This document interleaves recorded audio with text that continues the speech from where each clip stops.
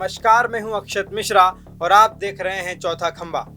कहते हैं सरकारी नौकरी में तनख्वाह तय होती है, लेकिन इंदौर में एक ऐसे अधिकारी की कहानी सामने आई है जहां कमाई का हिसाब और संपत्ति का आंकड़ा एक दूसरे से मेल नहीं खा रहे।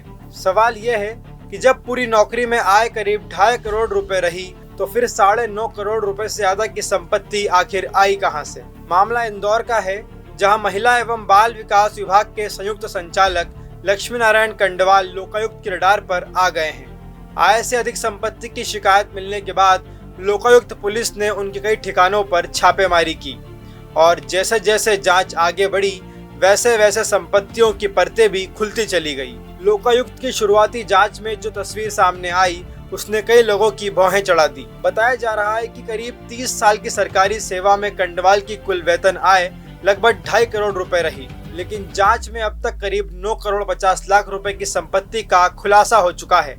यानी आय और संपत्ति के बीच का फासला इतना बड़ा है कि अब सवालों का बाजार गर्म हो चुका है। छापेमारी के दौरान अधिकारियों को इंदौर में करीब 13,500 वर्ग फुट की बहुमंजिला इमारत, शहर के भीतर में 2 प्लॉट, जिम और डिपार्टमेंटल स्टोर से जुड़े निवेश के दस्तावेज भी मिले। इतना ही नहीं, पीतमपुर औद्योगिक क्षेत्र में लगे गांव में भी जमीनों का बड़ा नेटवर्क सामने आया है। जांच में वहां 11 प्लॉट होने की जानकारी मिली है, जिनकी कीमत करोड़ रुपए आकी जा रही है। लोकायुक्त की टीम ने बड़ी मात्रा में दस्तावेज, जमीनों के रिकॉर्ड और वित्तीय लेन देन से जुड़े कागजात भी जब्त किए हैं। अब इन दस्तावेजों की बारीकी से जांच की जा रही है ताकि यह पता लगाया जा सके कि संपत्ति का वास्तविक स्रोत क्या है। लोकायुक्त पुलिस ने इस मामले में भ्रष्टाचार निवारण अधिनियम के तहत केस दर्ज किया है। जांच एजेंसियां अब यह समझने की कोशिश कर रही हैं कि सरकारी वेतन की सीमाओं के बीच इतनी बड़ी संपत्ति का साम्राज्य आखिर कैसे खड़ा हुआ।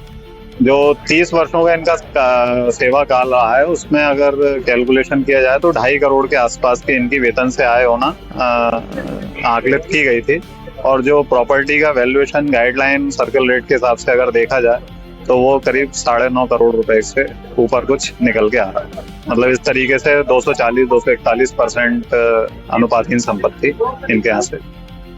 इस कार्यवाही के बाद प्रशासनिक गलियारों में चर्चाओं का दौर तेज हो चुका है, क्योंकि मामला सिर्फ एक अधिकारी का नहीं बल्कि उस व्यवस्था पर भी सवाल खड़े करता है जहां फाइलों के बीच कभी कभी संपत्तियां इतनी तेजी से बढ़ जाती हैं और कैलकुलेटर भी हिसाब मांगने लगते हैं। फिलहाल लोकायुक्त की जांच जारी है और सबकी निगाहें इस बात पर टिकी हैं कि इस संपत्ति कांड की अगली परत में और कौन से राज का खुलासा होता है।